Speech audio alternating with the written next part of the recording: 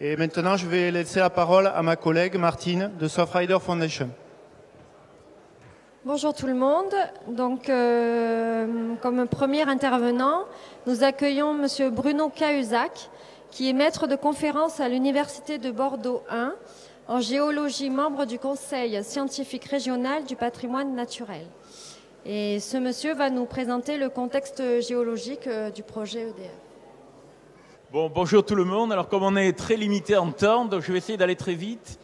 La géologie, c'est assez compliqué, mais bon, on va simplifier avec quelques documents, et puis après vous pourrez poser des questions hein, si vous voulez.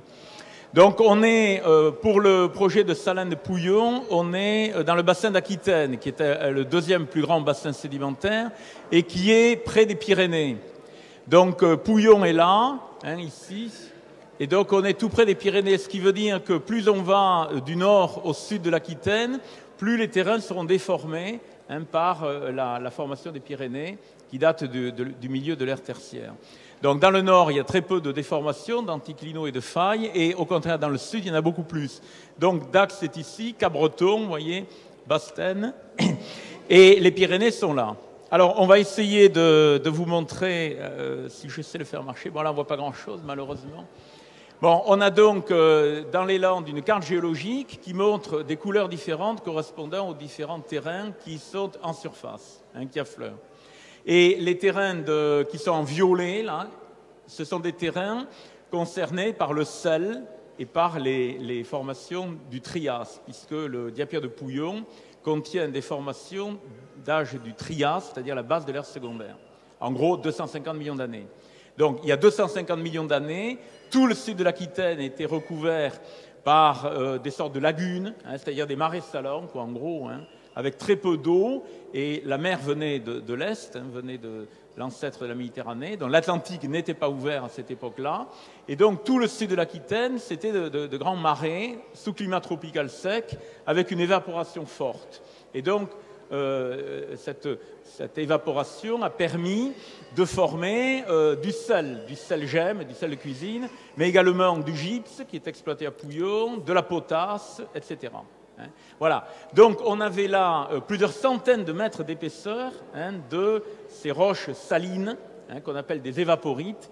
Et donc on a aujourd'hui des témoins. Ici, là, vous avez hein, le diapir, c'est-à-dire la remontée de ces roches jusqu'en surface de Salines de Béarn. Là, on a Bastaine, dont on dira un mot. Là, on a Tétieux, Dax, évidemment, hein, que vous connaissez, puisqu'il y avait les salines, et puis il y a une place où il y a un grand trou qui s'effondrait au fur et à mesure que le sel était dissous. Et puis Pouillon est là, voilà. Donc vous avez la bande violette, là c'est Tercis, Bénès, Pouillon, et le diapir de Pouillon, c'est la bande qui est un petit peu oblique, hein, nord-ouest-sud-est, où on voit affleurer en surface les roches hein, de profondeur datant de 250 millions d'années, hein, du Trias. Hein, vous avez au secondaire trois grandes époques, hein, de bas en haut. Vous avez le Trias, puis après le Jurassique, et après le Crétacé, les périodes des dinosaures. Hein. Mais au Trias, il y avait déjà des petits dinosaures. Alors, on a, si vous voulez, dans cette zone-là, hein, donc on a la partie de la côte actuelle, et on a ici des massifs primaires basques, hein, des massifs basques, donc de granit, de roches très dures, hein, de roches métamorphiques, et notamment le Labour et le massif de Mendibelzan. Et si vous regardez bien là, vous avez donc ces massifs-là qui ont été déplacés lors de la formation des Pyrénées. Donc la formation des Pyrénées, c'est une collision entre la plaque espagnole, hein, l'Ibérie, et la plaque européenne, hein, au moment où il y a eu la tectonique des plaques. Donc les plaques s'écartent. La plaque espagnole a commencé à s'écarter vers le sud-est, donc libérant de l'espace pour le golfe de Gascogne, et après, elle est rentrée en collision avec la plaque européenne. Et donc, ça fait les Pyrénées, et puis les Alpes et toutes les chaînes alpines. Et donc, au moment de la formation des Pyrénées, il y a en gros 45 millions d'années, on a eu une très forte tectonique, hein, très forte déformation là, et ces massifs primaires qui étaient très durs, hein, qui sont du granit, hein, en gros, dans des roches qui forment comme des moles, vous voyez, très dures, très indurées, bon, a avancé d'environ 20 km vers le nord, vous voyez, en plissant tous les terrains crétacés qui sont verts et les terrains jurassiques qui sont bleus. Et tous ces terrains-là, c'est des terrains d'argile, de marne, de calcaire, bon, qui sont moins lourds, moins durs, moins compacts, et donc qui peuvent épouser un peu les déformations. Mais on est là, si vous voulez, dans le compartiment, voyez, de toute l'Aquitaine et de tout le sud de la France, qui est le plus déformé, le plus tectonisé. Hein. On a un compartiment là, voyez, qui, dans l'axe du compartiment, comporte tout un tas de déformations. Alors, il y a des anticlinaux, hein, c'est-à-dire des déformations où les roches sont convexes vers le haut. Hein, donc, il y a eu un raccourcissement dans les roches où elles pètent, enfin, où elles cassent, pardon, où elles plient.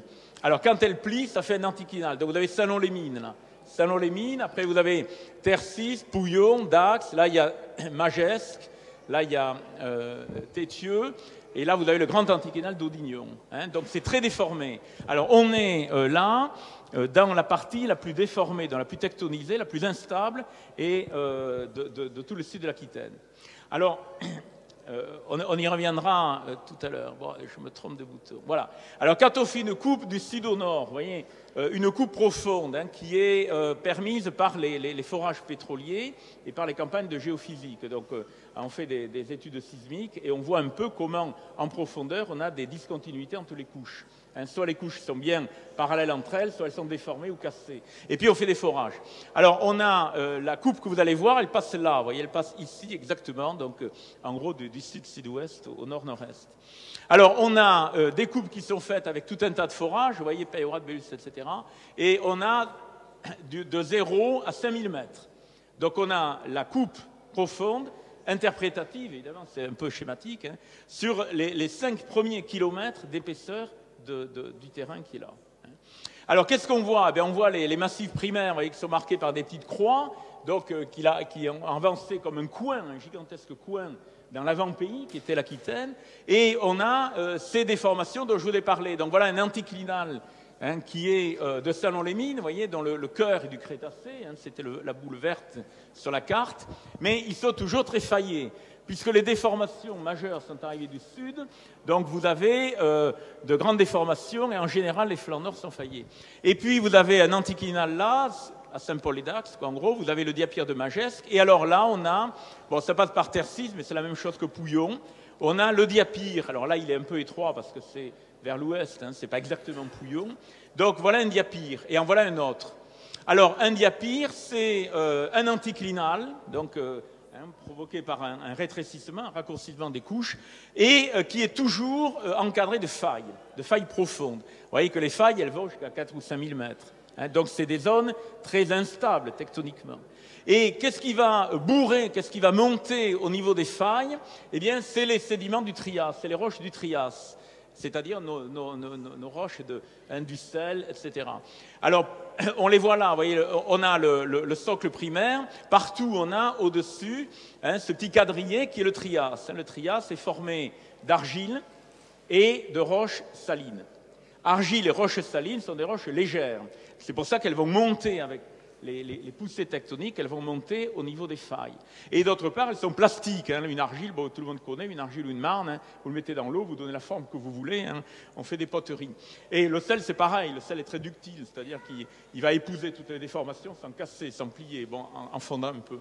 Alors, on aura les diapires, c'est ça, donc c'est quand même des zones tectoniques où le Trias, qui d'ordinaire, vous voyez, il était à 4 ou 5 000 mètres, là, avec les poussées tectoniques, il va arriver en surface. Voilà. Donc, il va remonter hein, d'une manière tectonique sur 4 ou 5 000 mètres. Donc, ce n'est pas anodin, hein, c'est quand même important comme terrain.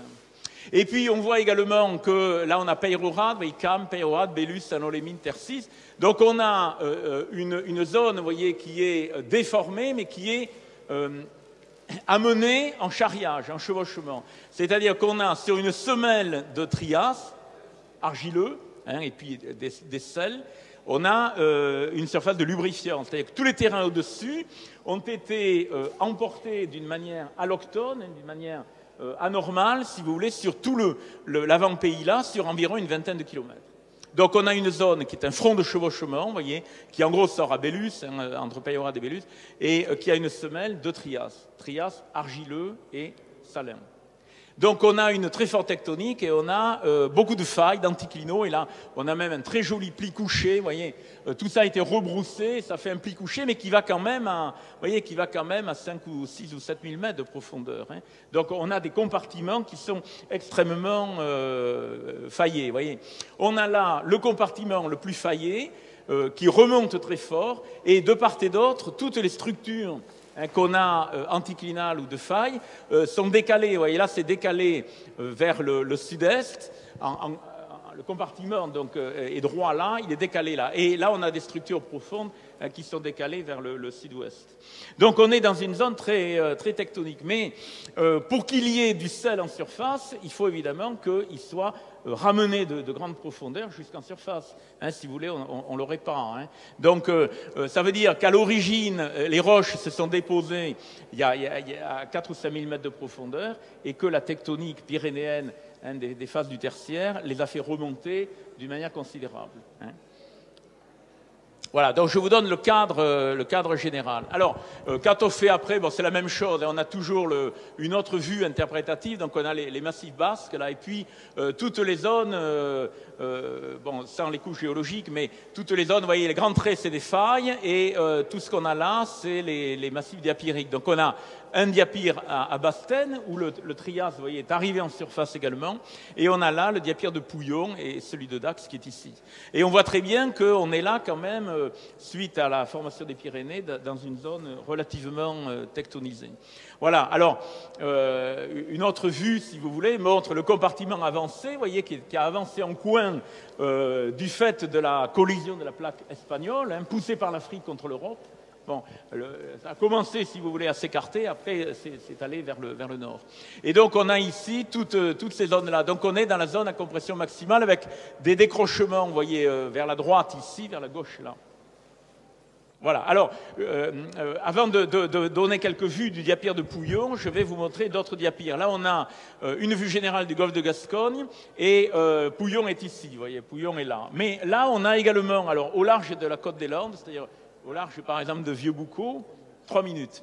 On a ce petit trait vert. Alors, ce petit trait vert montre, si vous voulez, un profil, en gros, nord-sud, hein, au large des Landes, mais pas très loin, avec de la géophysique, c'est-à-dire qu'on envoie des ondes et on récupère les interfaces entre les différentes couches. Et on voit qu'au large des Landes, donc à une certaine profondeur, puisque là on a quand même 1000 mètres, hein, à 1000 mètres on voit des diapyres. On voit des diapyres qui sont également d'origine pyrénéenne. Alors quand on dit que les Landes c'est un pays très plat où il n'y a pas de géologie intéressante, bon, c'est le contraire hein, qu'il faut penser.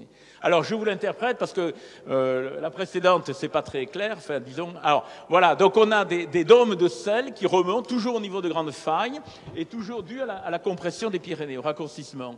Et donc on a des diapyres partout en profondeur, mais en profondeur, hein, à 1000 ou 2000 mètres, partout. Alors ceux-là ne sont pas arrivés en surface, mais ils auraient pu, hein, ils sont arrêtés en cours de route. Et donc voilà, on a ces diapyres-là, toujours du sel qui arrive. Hein.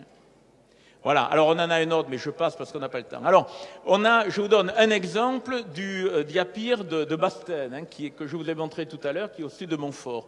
Alors, la coupe du diapyre de Bastaine montre eh bien, un diapyre, c'est-à-dire ça, hein, cette remontée des couches du Trias jusqu'en surface, qui évidemment, quand ça a remonté au niveau des failles, ça a plié, vous voyez, ça a redressé toutes les couches qui sont à côté. Mais d'une manière brutale, à proximité des failles, mais après, ça devient très vite horizontal, hein, vous avez des synclinaux, etc. Bon, là, on est en gros à 500 mètres. Mais qu'est-ce qu'on voit? On voit que les bords du diapyre, ici, par exemple, vous voyez, et là, sont faillés. Donc pour que ce diapyre remonte de 4 km, il faut évidemment que toutes ces couches soient projetées vers le haut, hein, d'une manière assez importante. Et on a ici, dans la majorité des diapyres d'Aquitaine, on a un autre phénomène qui est que ces roches très plastiques, hein, d'argile et de sel vont en surface s'étendre un petit peu au-dessus des autres terrains. C'est-à-dire, on dit que le Trias est extravasé. Alors, extravasé, ça veut dire qu'en surface, on aura une étendue donnée de Trias, et en profondeur, on aura beaucoup moins. Alors, c'est important parce que quand on fait un forage comme EDF, par exemple, là, bon, on peut avoir une série de Trias, de sel et d'argile très homogène ou hétérogène, mais très continu. Mais il faut bien savoir que quand on fait un forage là, par exemple, si on faisait un forage là, eh bien on tomberait dans d'autres terrains. Et si la cavité saline, bon, elle est au milieu, ça va pas bouger trop, mais quand si la cavité saline est creusée là, ça veut dire qu'au niveau des failles, le sel il remonte. Il remonte au niveau des diaclases et des failles. Et alors, il faut avoir une bonne connaissance géologique d'un diapire pour être sûr qu'en profondeur, c'est homogène. Vous voyez, le rétrécissement en profondeur du diapire, par exemple, à celui de Bastaine. Et c'est pareil pour tous les diapires. Donc, c'est un risque quand même que si on met 12 cavités importantes là, il faut être sûr que ça va bien toutes être contenu dans le diapire uniquement. Alors là, on a une coupe, si vous voulez, un peu, c'est le rapport du BRGM 1997 qui est dans le rapport et dans le débat public. Là. Alors, les profondeurs sont exagérées, mais enfin, bon. Alors, on a le diapire de Pouillon, vous voyez, qui est là. Après, on a un grand synclinal, c'est-à-dire des couches qui vont s'accumuler dans des creux. On a le diapire de Dax, il y a l'eau chaude, etc. Et puis, un synclinal à Saint-Paul-et-Dax. Et les diapires. Voilà, les diapires, c'est ça, vous voyez. C'est vraiment des zones très, très faillées. Alors, on va faire un petit zoom, voilà, dans le diapire de Saint-Pandelon-Bénesse, toujours de ce rapport-là. Et on voit que toutes ces couches-là, vous voyez, au centre, c'est le diapire, c'est-à-dire, en gros, c'est des argiles, des sédiments, quoi, des argiles et des sels. Et puis, on a de l'ophyte, vous voyez, l'ophyte, OPHITE, qui est là, qui est exploité à Saint-Pandelon, dans la grande carrière, sur 30 ou 40 mètres d'épaisseur. C'est une roche magmatique, en gros volcanique, voilà, qui est très dure, et qui occupe une partie du diapire. Et vers Bénesse, là, les coupes qu'on a, vous voyez, donnent la même chose, c'est-à-dire qu'en surface, le diapire va devenir plus large, plus étendu, et en profondeur, eh bien, il est tronqué. C'est-à-dire qu'on aura des couches sédimentaires. Donc les cavités, il faut vraiment, si elles doivent se faire, les mettre vers là. Ouh là là. Bon, alors d'autres vues du diapire, on a par exemple à Saint-Pandelon un gros filon de ces roches volcaniques, magmatiques, et puis on a des roches salines. Et à côté, vous voyez ici, on est à Montpeyroux, donc à côté, on a un synclinal, c'est-à-dire des couches qui sont très... Alors, 2 secondes. Alors voilà, pour dire un autre point qu'il y a dans un diapire, c'est que les couches, quand elles sont remontées de 4 ou 5 km, bon, elles ne vont pas rester bien horizontales, elles vont être complètement mélangées, broyées, etc. Donc quand un forage va traverser ça, on va dire oui, un peu de sel, un peu d'argile, un peu de ci, de là, mais ce qu'on voit actuellement en surface, c'est ça par exemple, c'est une carrière avec des, vous voyez, des terrains, voilà, la carrière telle qu'elle est. Bon, les couches, elles ne sont pas du tout horizontales, elles sont broyées, vous voyez, il y a des diaclases partout. Eh bien, le sel, c'est pareil, l'argile, c'est pareil. Alors, en plus, dans le diapire de Pouillon, c'est du trias supérieur, bon, qui est évaporitique, avec des sels. Et la formation typique de ce trias-là, en France et en Europe, c'est des argiles bariolées. Voilà. La formation typique, c'est argile bariolée, avec des sels de fer de ci et de là. Or, qui dit des argiles, dit des roches essentiellement imperméables. Donc il y a du sel, oui. Il y a également en surface du gypse à Pouillon, bon, c'est insoluble. Il y a de la dolomie, c'est insoluble. Il y a de l'ophyte, alors c'est complètement insoluble. Il y a de l'anhydrite, il y a tout un tas de roches insolubles. Donc il y a du sel, mais c'est loin d'être homogène. Et quand on fait un forage, c'est loin d'avoir du sel d'un bout à l'autre. On a une majorité d'argile et du sel, et puis d'autres roches. Donc quand on veut faire des grandes cavités, on va sortir du sel qui va se dissoudre, mais on va sortir une quantité tout à fait considérable d'argile. Et ça va donner de l'eau très turbide qu'il faudra gérer quand on l'exportera en mer. Donc ça va être une eau très très argileuse. Parce que toutes ces roches-là se sont formées dans des lagunes, dans des marais salants. Voilà. Alors, le rapport du BRGM, la conclusion qu'on a mise dans le rapport qu'on avait fait pour le CSRPN et le Conseil scientifique, c'est le massif triasique de Saint-Pandelon présente, il est assez large et assez profond, des caractères favorables pour un site de stockage, mais on a une hétérogénéité lithologique, c'est-à-dire que le type de roche est très variable, vous voyez, avec beaucoup d'argile, des roches imperméables. On ne sait pas combien il y aura de quantité d'ophyte et donc de roches magmatiques. On ne sait pas dans ces cavités combien il y aura d'anhydrite, de gypse et d'autres choses. Et donc, c'est relativement défavorable. Vous voyez, ne font pas de cette structure le meilleur des sites de stockage potentiels. Mais évidemment, c'est pour le Sud-Aquitaine le seul diapire assez grand qui permettrait d'avoir des cavités suffisamment volumineuses. Tous les autres diapirs sont petits. Et donc EDF les a bien sûr vus et étudiés en détail. Voilà. Tu veux le... Bon. Merci beaucoup.